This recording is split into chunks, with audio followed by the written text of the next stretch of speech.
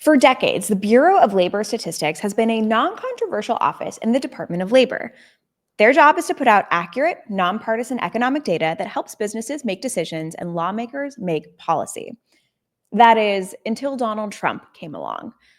You see, earlier this month, the Bureau published a jobs report that showed that the economy only added 73,000 jobs, while revising down previous months of May and June's reports by over 250,000 jobs.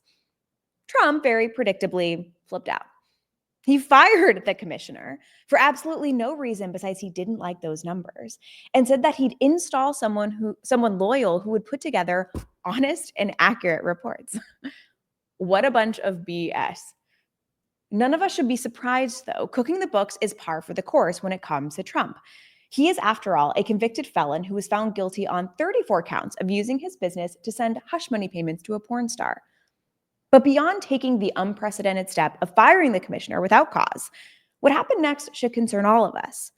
Trump nominated E.J. Antony as the new commissioner, a guy who literally wrote sections of Project 2025, a MAGA lackey who's going to bend over backwards to say and do what Trump wants. So much for draining the swamp, I guess. I'm Hannah Muldaven, Deputy Communications Director for the Democrats and your host for today. It's Wednesday, August 13th, and this is the Democrats' Daily Blueprint.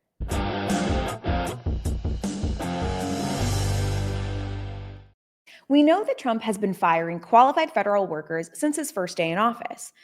But why does it matter who leads the Bureau of Labor Statistics? Well, because it's not just government agencies that use their data. Businesses, investors, policymakers all rely on quality economic data to make important decisions. Installing a MAGA lackey to cook the books has potentially catastrophic consequences for the economy. Antony is on record claiming that the jobs reports showing Trump's labor market is slowing down have data problems because a Trump loyalist isn't in charge. Here he is talking to the ever trustworthy Steve Bannon. Is a MAGA Republican that President Trump knows and trusts, are they running the Bureau of Labor Statistics yet, sir?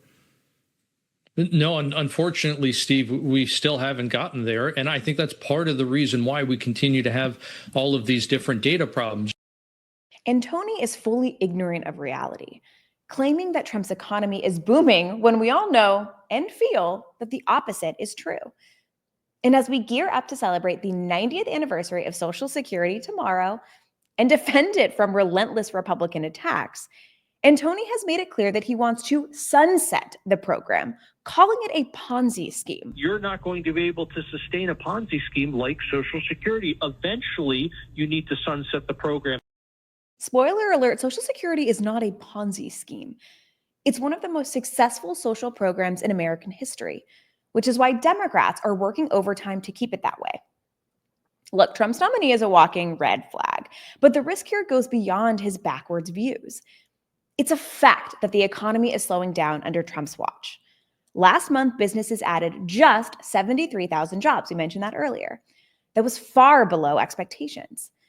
And the period from May to July was the weakest 3 months of job growth since the pandemic. Manufacturers have lost 28,000 jobs, and layoffs overall are up 140% compared to last year. Just yesterday, we learned that inflation is rising at the fastest annual pace in 5 months. All of this is a fact. And that's why Trump is nominating Antony. And that's why it's a 5-alarm fire.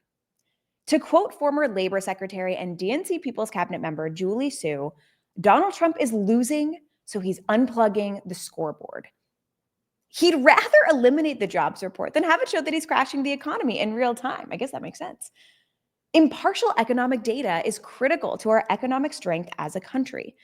Even when the economy was shedding hundreds of thousands of jobs each month during the height of the Great Recession, the Obama administration never once considered removing the dedicated staff who published the report. Right now, all of us should be standing up for truth and transparency. Congress should be working to pass legislation by Congressman Whitesides that would prevent presidents from firing the heads of statistical agencies for political reasons. All of us, regardless of party, should be outraged that Trump is trying to install his cronies and turn our government into a MAGA pep rally. We need to stand up and fight back. which is why the DNC is helping to organize hundreds of protests this weekend as part of a nationwide call to action. To learn more, go to fightthetrumptakeover.com and sign up for an event near you. We need to mobilize our communities and send a loud and clear message that we won't roll over as Trump makes life more expensive and screws up our country. It starts with each and every one of us. Thank you for joining us today for this episode of the Daily Blueprint. We'll be here right with you every day during the week at 10 a.m. Eastern on the DNC's YouTube page. Until tomorrow.